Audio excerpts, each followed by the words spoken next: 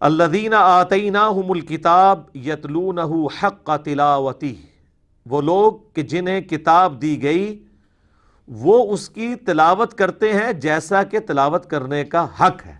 اچھا مجھے بتائیں، تلاوت کرنے کا حق یہ ہوگا کہ وہ زبانی پڑھتے رہتے ہیں اور اس کے اندر جو کچھ لکھا ہے ان کو پتہ ہی نہیں کیا لکھا ہوا ہے؟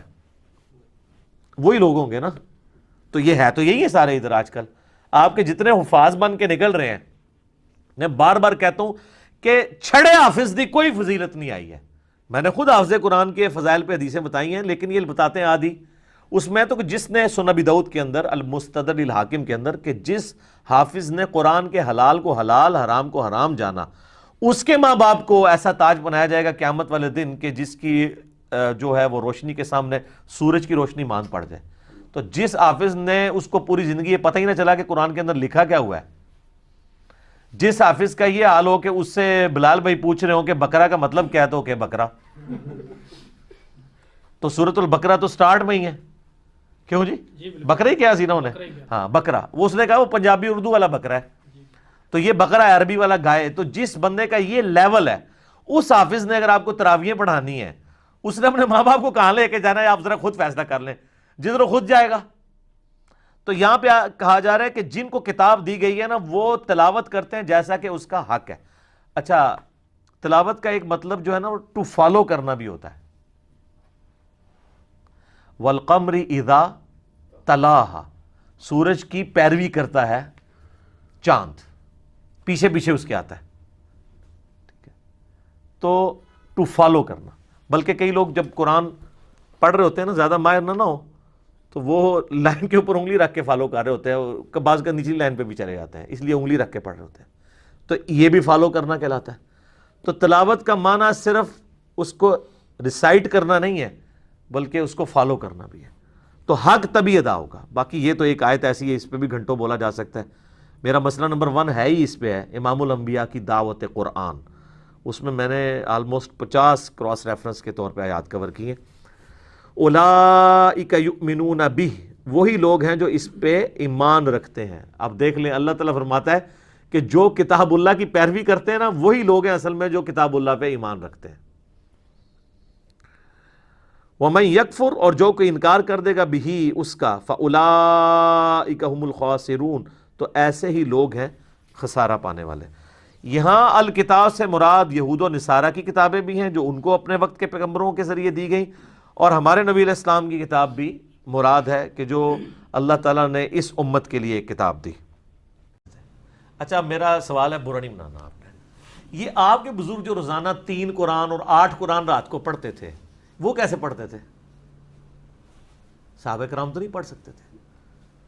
صحیح مسلم میں حدیث ہے، نبی علیہ السلام فرمایا تم میں سے کس کی استطاعت ہے کہ 1/3 قرآن روزانہ رات میں پڑھے؟ صحابہ نے کہا کہ یا رسول اللہ اتنی استطاعت کس میں ہو سکتی ہے؟ جن کا وکھرا جہاں ہو وہی کر سکتے ہیں۔ تو حضور نے فرمایا کہ سورہ اخلاص پڑھ لو، 1/3 قرآن کے برابر ہے۔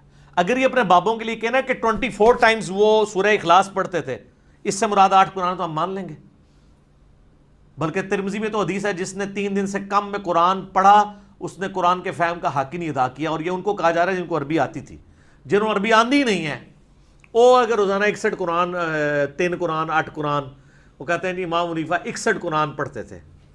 61 کس طرح؟ وہ کہتے ہیں جناب ایک قرآن جو ہے نا دن میں پڑھتے تھے اور ایک رات میں، کتنے ہو گئے؟ 60، 30 روزے ہوئے، اور ایک تراویح بھی پڑھتے تھے، 61 ہو گئے۔ اور یہ عمومی عمل تھا ان کا، کیونکہ 29 بھی روزے ہوتے تھے۔ جب 29 ہوتے ہوں گے تو پھر 2 قرآن کم ہو جاتے ہوں گے نا، 59۔ مطلب کہانی ہے لیکن اس کو ڈسکس کرنے میں تو مسئلہ نہیں ہے، جو مرضی کہانی کراتے رہیں جی، آپ جو مرضی لوگوں کو بتائیں۔ بہرحال یہ تراویح قیام اللیل گھر میں کروا سکتے ہیں، اور بلکہ یہ افضل ہے کہ گھر میں کیا جائے۔ اب کچھ تلخ باتیں سے ریلیٹڈ ہیں، میں وہ اشارتاً کر دیتا ہوں کہ یہ اگر یہ افضل تھی اور یہ کتابوں میں لکھی ہوئی تھی تو یہ آپ کو کیوں نہیں بتائی گئی؟ اس لیے کہ یہاں پر پوری اکانومی اس سسٹم کے اوپر چل رہی ہے، کیونکہ اگر مسجد میں قیام اللیل کروانا ہے تو اس کے لیے آپ کو حفاظ چاہیے، حفاظ پروڈیوس کرنے کے لیے آپ کو مدرسے چاہیے، اور ظاہر ہے جب مدرسے بنیں گے تو مدرسے جو وہ کسی انکم کے اوپر ہی چلیں گے نا، تو ایک چندہ بک بھی چاہیے، اور پھر حال یہ ہوگا الٹیمیٹلی کہ وہ چندوں کے نام پہ حافظ تو شاید 10 نکل رہے ہوں، لیکن 10,000 حفاظ کے برابر چندہ، یہ پورے کا پورا روٹی روزی کا نظام جو ہے نا وہ اسی سسٹم سے تحت چل رہا ہے۔ اور اگر یہ سمجھتا ہے میں جھوٹ بول رہا ہوں تو ان کو کہیں کہ حافظ قرآن کی کوئی ایک فضیلت مجھے قرآن و حدیث سے بتائیں جو چھڑے حافظ کی فضیلت ہو، جس کو قرآن کا حلال اور حرام ہونا نہ پتا ہو۔ جتنی حافظ قرآن کے فضائل ہیں وہ تو اس کے حلال کو حلال اور حرام کو حرام جاننے والی ہے۔ ابو داؤد میں حدیث ہے، مسند احمد کے اندر حدیثیں ہیں، المستدرک الحاکم میں کئی حدیثیں موجود ہیں۔ تو آپ تو طوطے بنا کے نکال رہے ہیں، ان کو تو پتہ ہی نہیں قرآن میں لکھا کیا ہوا ہے۔ یہ تو وہ لوگ ہیں کہ یہ عذاب کی آیات پڑھیں تو عوام کہتی ہے سبحان اللہ، اور وہ خود بھی جب ادھر آ کے عوام میں بیٹھے ہوتے ہیں وہ بھی سبحان اللہ کہہ رہے ہوتے ہیں۔ وَلِعَوْذُ بِاللَّهِ تعالیٰ تو نہیں پڑھیں گے، اللہم اجرنا من النار تو نہیں پڑھیں گے، ان کو پتہ ہی نہیں ہے۔ بلکہ مجھے اگلے دن وہ جو زائد بھائی ہیں نا اسلام 360 والے، انہوں نے مجھے فون پہ کہا کہ اس طرح ہمارے ایک قریبی دوست ہیں، تو انہوں نے باقاعدہ علماء کرام سے میٹنگ کی، کہتے ہیں وہ آپ کے لیکچرز کی وجہ سے انورٹڈ قوما میں گمراہ ہوئے اور کراچی کے اندر، تو کافی علماء کے پاس وہ گئے، انہوں نے کہا کہ جی میری ریکویسٹ ہے، میں آپ کو فائنانس تو کرتا ہوں، وہ کئی مدرسوں کو سپورٹ کرتے ہیں فائنینشلی، تو مہربانی کریں آپ نا صرف یہ چیز ایڈ کر لیں کہ حافظ قرآن کو اس وقت تک حفظ کی ڈگری نہیں دی جائے گی جب تک کہ وہ ترجمہ نہ ایک دفعہ کور کر لے۔ ایڈی سادی گل ہے سرکار، کوئی بھی عالم تیار نہیں ہوا اس کے لیے۔ اچھا کرتے ہیں دیکھ لیتے ہیں، میں نے کہا یار میں مان نہیں سکتا وہ یہ بھی کہیں، وہ تو سیدھے ہو جائیں گے آپ کے ساتھ، کہتے نہیں کچھ سیدھے بھی ہوئے ہیں، انہوں نے کہا یہ کام نہیں کرنا، یہ غلط ہے۔ تو میں نے کہا وہ جو دوسرے بھی کہہ رہے تھے نا وہ شرم و شرمی کہہ رہے ہیں، اندر سے وہ بھی گالیاں نکال رہے تھے، وہ تو نہیں اس چیز کو حرام سمجھتے کیونکہ ان کو پتہ ہے کہ ترجمہ آ گیا تو پھر تو یہ ہمارے گھاٹے فٹ ہو جائیں گے۔ تو ایسے حافظوں کے اوپر اگر امیدیں لگائیں گے نا ان کے ماں باپ نے کہ جی وہ ابو داؤد اور حاکم کی روایت ہے کہ ان کے ماں باپ کو ایک ایسا تاج بنایا جائے گا جو سورج کی روشنی بھی باندھ پڑ جائے گی، تو اس میں آگے الفاظ ہیں کہ جس نے قرآن کے حلال کو حلال اور حرام کو حرام جانا اور اس کے مطابق عمل کیا وہ صاحب قرآن بھی ہوا، اس کے لیے فضیلت ہے۔ وہ کہتا ہے جی لے جائے گا جی 7 بندیاں نو، کتے لے جائے گا 7 بھی، سب تو پہلے تو اپنے استاد نو لے کے جائے گا نا جنہیں بغیر ترجمے اور تفسیر دے انہوں قرآن پڑھایا سی، جتنے بھی لے کے جانا سی، تو انہوں پتہ ہے جو اس تو بغیر ہوئے گا تو کتنے جا رہا ہوئے گا۔ اس لیے آپ دیکھتے ہیں کہ حافظ جتنے بن کے نکلتے ہیں نا، یقین کریں ان کے جب آپ دنیا میں کرتوت دیکھتے ہیں تو شیطان بھی پناہ مانگتا ہے۔ عام بندہ اڈا بڑا شیطان نہیں بنتا جتنا حافظ بنتا ہے، یہ آپ نے اکثر سنا ہے۔ بلکہ کئی جو گنڈے ڈان ہوتے ہیں نا ان کے ساتھ باقاعدہ بولے جاتے ہیں یار وہ حافظ بھی ہے، اور تاکہ دوسرے ڈان چھوٹے موٹے ڈر جان کے اچھا یار حافظ بھی ہے۔ اس کی وجہ ایک نیچرل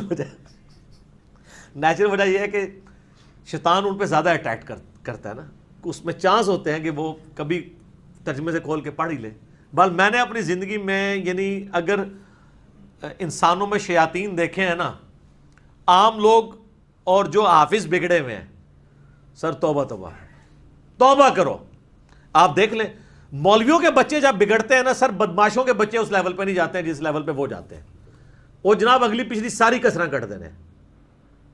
کیونکہ حافظوں کا تو کئی معاملات میں بڑی چھوٹی عمر میں مدرسوں میں ایکسپوئر ہو جاتا ہے، یعنی میں کوڈ ورڈ میں بات کر رہا ہوں، پھر یہ برا مانتے ہیں۔ تو اس لیے وہ تو بڑی ایک مشکل لائف سے گزرے ہوتے ہیں، پھر اللہ معافی دے جب باہر نکلتے ہیں تو وہ پھر سارے اگلے پچھلے بدلے نکالتے ہیں۔